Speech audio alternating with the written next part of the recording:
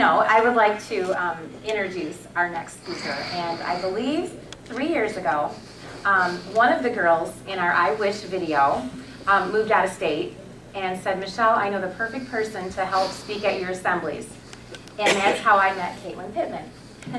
And so I think it was Springport was the first assembly we did together. And I was just blown away.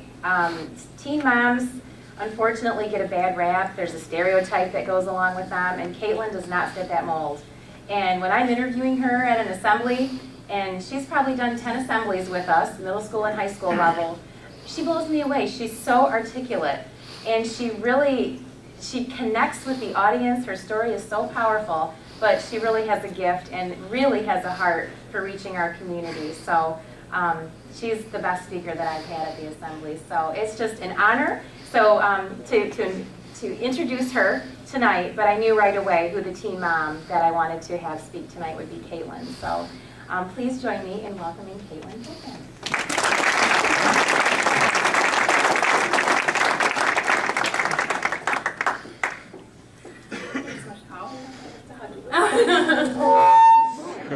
Sorry. Okay, here, I'm going to set your video. Okay. Hello, everybody. Okay, my name is Caitlin, as Michelle introduced, and thank you for that introduction, Michelle. You made me cry before I even get up here. First of all, I wrote what I wanted to say because generally I talk to groups of kids, and I usually just speak from my heart, and I just talk, and I ramble, and I might hit some points I want to hit, and I might not hit others. And I want to make sure I got everything that I wanted to talk about tonight, guys. First of all, I'd like to thank the United Way for allowing me to be here tonight and to tell my story. I'm extremely honored, and I'm so happy that the TPPI is being recognized for all their hard work and dedication to the issue of teen pregnancy. It feels incredible to know that our work is not going unnoticed. To this day, I can still remember how different my life was in those moments before I found out that I was pregnant. I remember the exact moment that my life shifted gears. It seemed unreal to me, and my mind instantly flooded with emotions. I was just barely 19. I was terrified, I was excited, I was disappointed, I was uncertain. I didn't know what to do. But I remember that I laughed about it, because I didn't know what to do, so I laughed for like 10 minutes, and then I cried for 3 days straight. I found out I was pregnant at exactly 4 weeks, and it only took till I was 6 weeks pregnant for my boyfriend at the time to leave me and to continue to come and go throughout my pregnancy. He was just about to graduate high school, and he made it very clear that he wasn't going to deal with that right now. Despite the disappointment in my parents' eyes and my unstable and unsupportive relationship with my daughter's dad, I constantly fought an emotional battle inside. I was trying to be excited for my child, but I was also feeling very scared and very much alone. My friends, they were exploring a new chapter in life, one that I skipped. And they didn't have the time or desire to be around for the path that I chose. I spent the majority of my pregnancy feeling abandoned and forgotten. I had the support of my family, but they can only provide so much. I worried about my future, what I was going to do. Was I going to be alone forever? How was I ever going to care for a baby by myself? Who would ever want me with a baby? How was I going to keep this family together? Did I want to keep them together? How was I ever going to dig myself out of this hole? How was I ever going to get ahead? And how unfair. Why was I stuck with this, and why did he get to just leave? These are all questions that I went over in my head day after day.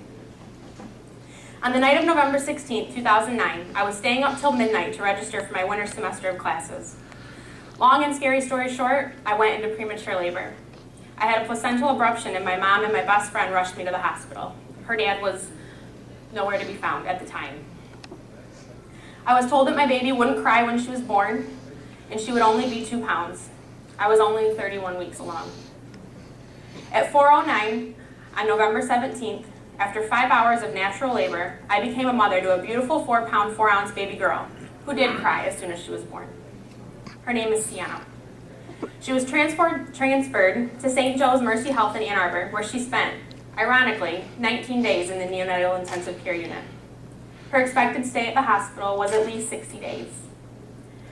The incredible mountain of emotions I roller coastered through between the time I found out I was pregnant until I brought her home from the hospital and beyond is absolutely nothing that I ever thought I could overcome. But I did, because I didn't see how I ever had any other option. Being the daughter of a police officer, I was raised to understand that every decision has a direct consequence. I never thought one time that I was doing anything extraordinary or unimaginable. In my mind, I made a choice, and now I have to deal with it. So that's what I did. I knew the odds were against me, and I knew what society was going to think of me, but that only made my drive to beat those odds stronger. I remember the night that I decided I was not going to be just another statistic and not just another teen mom. It hit me like a ton of bricks. I remember sitting in my daughter's hospital room beside her incubator, and I thought, you know, she's fighting to live. She's fighting to defy the odds that are against her. And if she can do it, what's my excuse? I most definitely can, and I'm going to. I'm going to give my daughter the life that she deserves and the life that she's fighting for. I made a monumental, life-changing decision, and I made it alone. No teenager should ever have to face that kind of choice. Most are simply not emotionally mature enough to make such a decision on their own, one that will forever impact the direction of their life. I found strength, fulfillment, and a sense of forgiveness that I needed when God led me to the opportunity to share my story with young people. I struggled to find the word that adequately describes the way I feel when I talk to these kids. It's a million emotions rolled into one. It's like an adrenaline rush because you're in front of so many people, but at the same time, it's a humble reminder of a very uncertain and scary time of my life. But it's also a reminder of how far I've come. I honestly cannot believe that this is only 3.5 years ago. It seems like it should have been 10 years ago when I see where I am today. I mean, who can grow up that fast? Who can change their life so drastically in such a short amount of time? But that's the choice that you make when you decide to be a teen mom. You grow up, and you grow up really fast. But the word that I settled on is comfort. I found comfort in knowing that if I can impact even just one person's life with my story, or help a teenager think twice about a decision that could change their entire future, make them understand that having a baby is a blessing and they need to wait till they're old enough to be excited to have that baby. Or even look into another teen mom or dad's eyes and inspire them to beat the odds, then it makes everything that I've been through worth it. Not too long ago, I joined the Family Advisory Board at St. Joe's Hospital, the same hospital that cared for my daughter. This board is a group of moms and dads who have had children graduate the NICU. We provide an extra level of support to parents and families of the critically ill or premature babies that are being cared for in the NICU. I was a brand new board member who wasn't technically through all of my orientations in order to begin to have direct contact with parents, but I received a phone call from our chairperson and she requested that I make an appearance in the NICU that night because there was a mom, younger than 16 years old, who had just given birth to a 27-week-old baby. This was the first time I had revisited the NICU since I had left with my brand new baby 3 years before. I recognized the old familiar smells of the hand sanitizer, the freshly folded baby blankets, and the baby smell. I was instantly taken back as soon as I got off the elevator, and it took me a few minutes to regain my composure before I could enter the unit.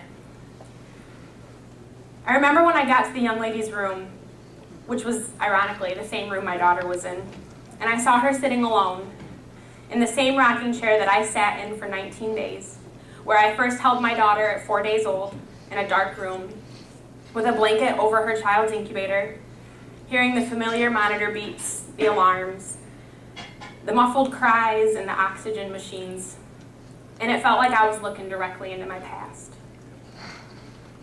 I could see the fear in her eyes, the uncertainty, and the helplessness. I was able to talk to her and briefly share my experience, and we connected on both levels of being teen parents and being teen parents to premature babies. I held her hand and I let her talk, and she opened right up to me, even though more tears were falling than words being spoken. If you've ever been in a similar situation, you can understand that it feels so good to cry to somebody that understands that you don't have words. There are no words to explain how you feel. You think you have to be so strong, you forget to feel the emotions that you're really feeling. She confessed to me the all too familiar feelings that you feel useless and worthless because there's nothing you can do to help your child. And you can't help but feel guilty. There's something I could have done differently. It's because I'm only a teenager. I was too emotional. I did too much. These are all examples of the blame that I put on myself when my daughter was born. And I could hear her speaking the absolute truth to how you feel at that time. But towards the end of our time spent together, I could see a change in her stature. The room didn't feel so heavy. She smiled, and she laughed at a few of my Sienna stories, and she looked more relaxed. A weight was lifted off of her shoulders. And though the fear was still in her eyes, I could see a glimmer of hope. And I knew at that very moment that this is why I do this. This is why I'm here. I felt my heart opening up to her, and tears began to well up in my eyes as I hugged her goodbye because she really hugged me, I know that I gave her hope. I helped her restore her faith in believing that though it's hard to see at that point in time, there is light at the end of the tunnel. And folks, this is what that is all about. In the end, that's why we're here. We all share a passion for helping people, and it's moments like that that centers you and brings everything back into perspective. As Michelle referenced earlier, the teen pregnancy rate is dropping, and I have to believe that this is a direct effect from our continued efforts. Kids are eager to hear about this stuff, and they're eager to hear the answers to the questions that they're afraid to ask. The funding that United Way provides for initiatives such as TPPI is instrumental in changing the lives of these individuals and making our community a better place. I can't thank the United Way or TPPI enough for allowing me to help make that difference. I am truly blessed with the opportunity to share my story with my community. I have found that it not only encourages them to keep pushing forward, but it continues to be a driving force for me as well.